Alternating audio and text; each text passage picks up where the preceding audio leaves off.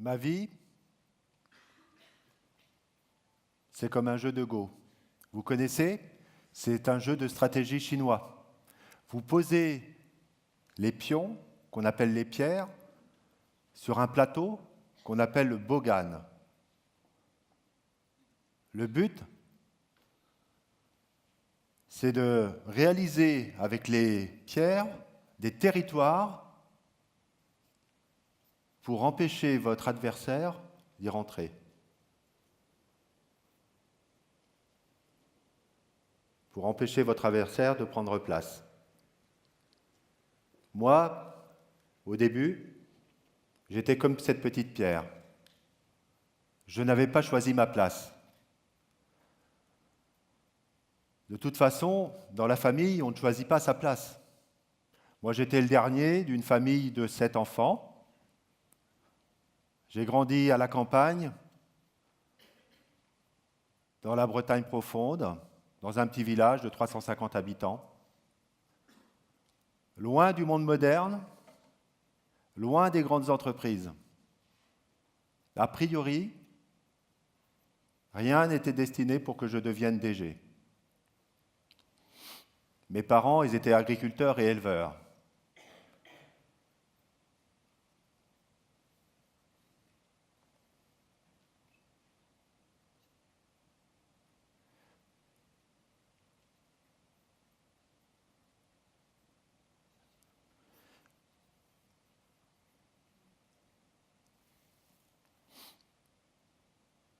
Mes parents étaient agriculteurs et éleveurs.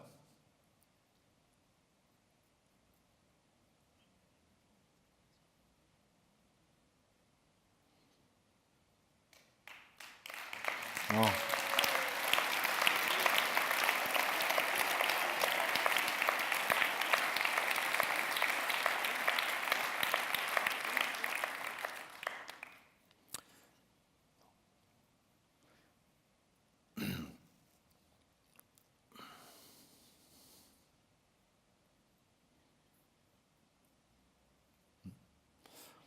Alors, bon, je vais y arriver.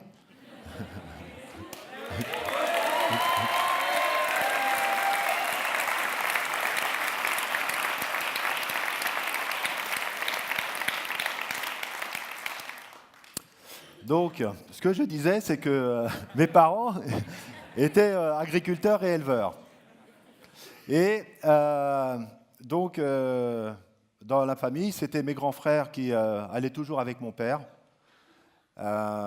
Et moi, en fait, quand mes sœurs sont parties de la maison, mes grandes sœurs, on m'a attribué la place de la fille.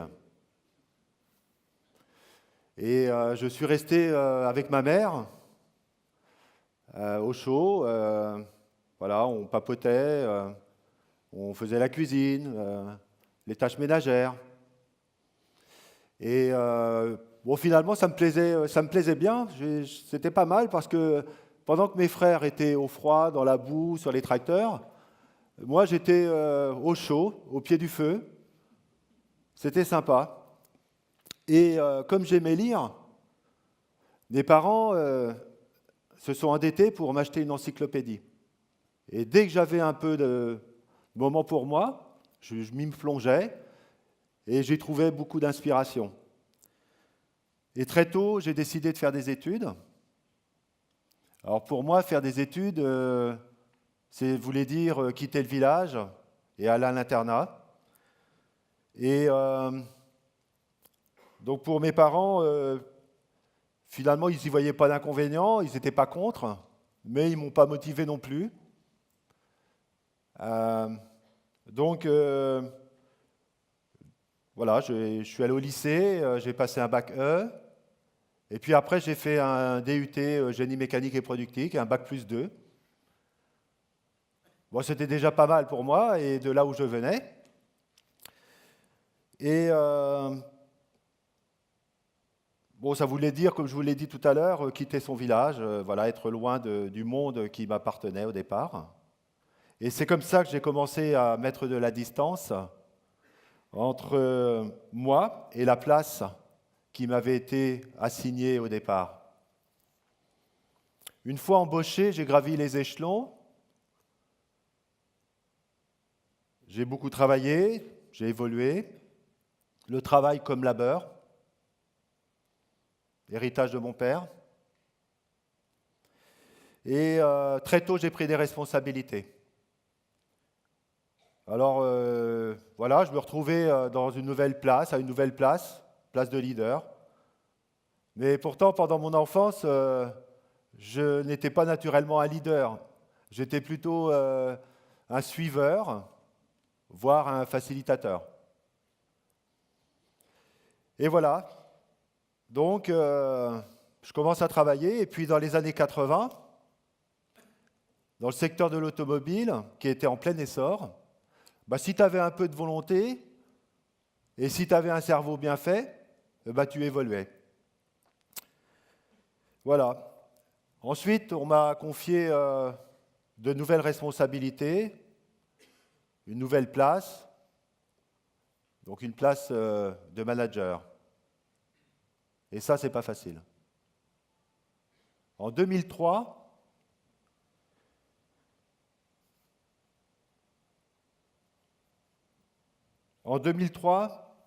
l'entreprise dans laquelle j'étais, où j'étais monté à la direction, où j'étais, pas la direction générale, justement, j'étais encore dans une responsabilité de business unit, la société a rencontré des difficultés financières.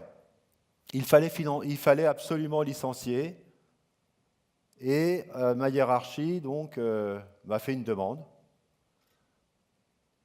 sachant que moi, dans mon équipe, il n'y avait aucun collaborateur qui posait problème. Ma hiérarchie m'a demandé de désigner 5 collaborateurs.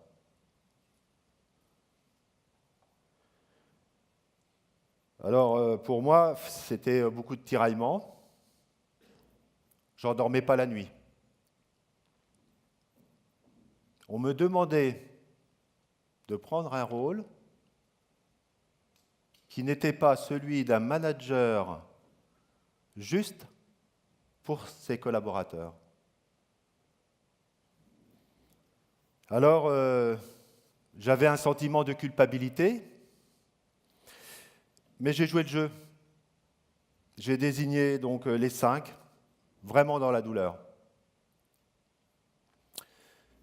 Alors, cette partie de ma vie professionnelle a eu un impact très important sur ma vie personnelle. Ma compagne, Ghislaine, me reprochait toujours de ne pas être présent. J'étais pas avec elle, j'étais pas dans la place. Je travaillais comme un forcené. Voilà, j'étais toujours au travail. Et quand j'étais là, j'étais pas vraiment là. J'étais tellement préoccupé par mon travail, c'est comme si je n'étais pas rentré à la maison en fait. Voilà. Et puis, ma compagne Ghislaine me reprochait en fait de ne pas être présent pour mon fils Franck. J'étais pas dans cette place du père. Et bon, on s'est dit, bon, allez, moi j'ai proposé comme ça, naturellement, j'ai dit, on va déménager.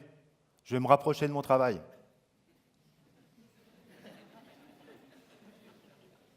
Comme ça, j'aurai plus de temps pour vous. Voilà, j'aurai plus de temps donc à la maison. Et ça devrait être beaucoup mieux. En fait, ça n'a rien changé. Il ne suffit pas en fait de se déplacer pour trouver sa place. Il faut bouger de l'intérieur. Et si vous ne bougez pas de l'intérieur, c'est l'intérieur qui bouge. En 2003, un mélanome a trouvé sa place en moi. J'étais obligé de m'arrêter, moi qui ne tenais pas en place.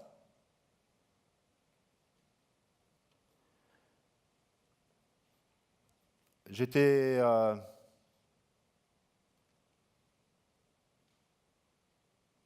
voilà, cloué pendant quelques temps. Et là, quand vous voyez la mort de si près, ça vous remet les idées en place.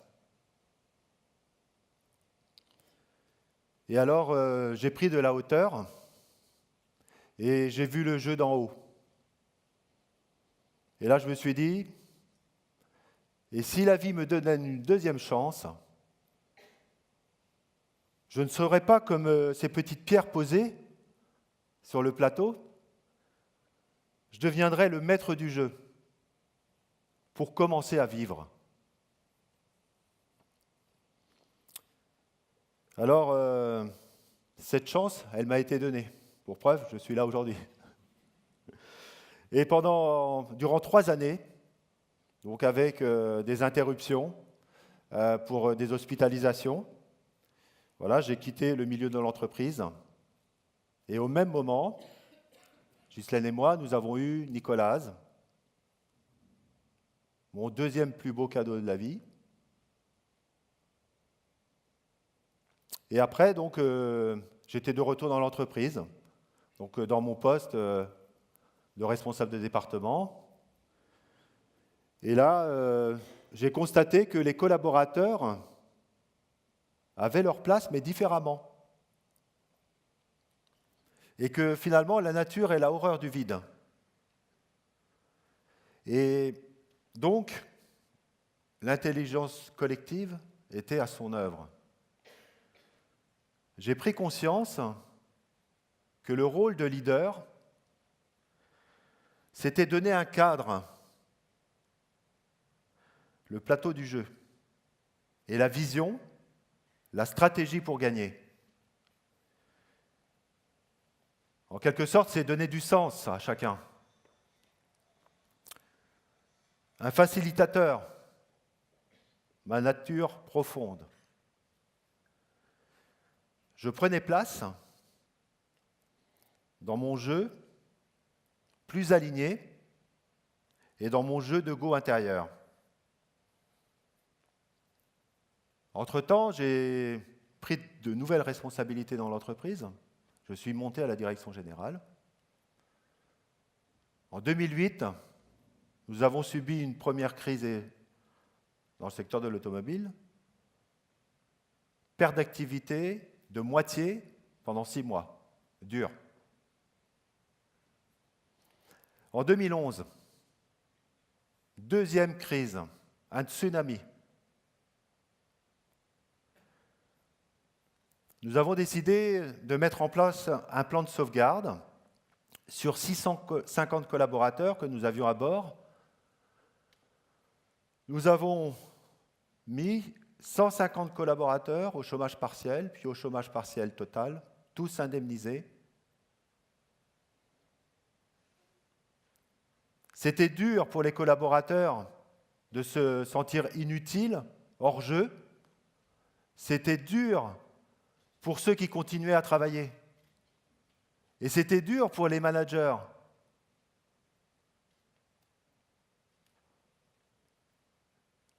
Mais moi, ça ne m'empêchait pas de dormir.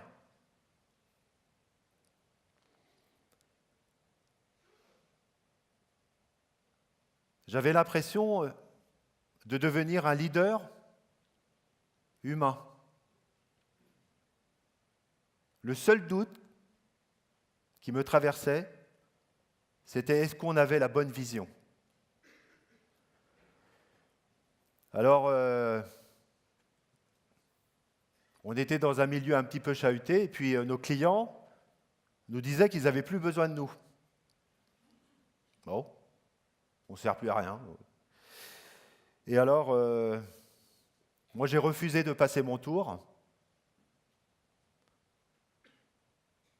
Donc nous avons pris des rendez-vous avec notre client majeur. Nous avons rappelé à ce client majeur notre stratégie commerciale, qui était d'être un partenaire long terme à ses côtés pour apporter de la valeur ajoutée. 3 mois plus tard, ce même client nous a rappelé, et l'année suivante, nous avons eu les 2 plus gros marchés du secteur automobile dans l'ingénierie. Nous avions gagné la partie. Alors définir sa place, assumer sa place, c'est permettre d'exprimer ses atouts. Mais cette réussite, elle avait un goût amer chez moi. Ce plan de sauvetage me rappelait le naufrage de l'exploitation familiale. En 1989, mon père a dû déposer le bilan. Il a tout vendu. L'exploitation, la ferme, l'habitation, notre maison. Et je n'ai rien fait pour l'aider. Et pourtant, je savais que j'en avais les capacités. Donc j'ai forcément un peu culpabilisé. Mon père, comme à son habitude, il ne s'est jamais plaint. Il a regardé l'avenir. Avec ma mère, ils se sont installés non loin de la ferme. Et ils ont continué à recevoir plein de monde chez eux et à organiser de grandes fêtes comme ils savent bien le faire. Et puis un jour, donc une partie de cette ferme était en vente. Donc les propriétaires qui l'avaient rachetée avaient rénové une partie pour faire une habitation. Je l'ai visité.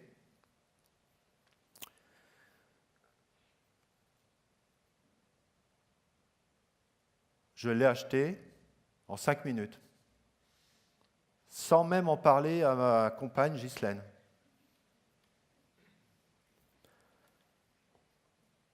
Je me suis racheté.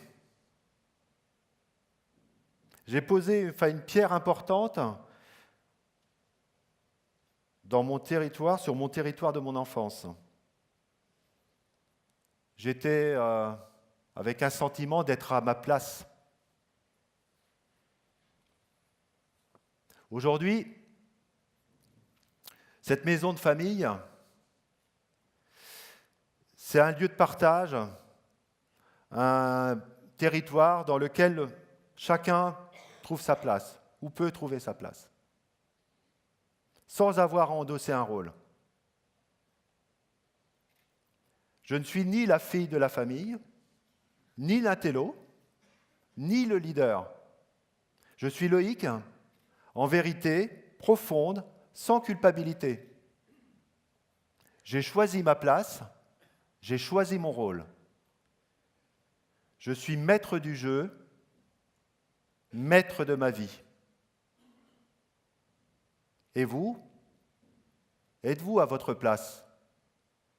Merci.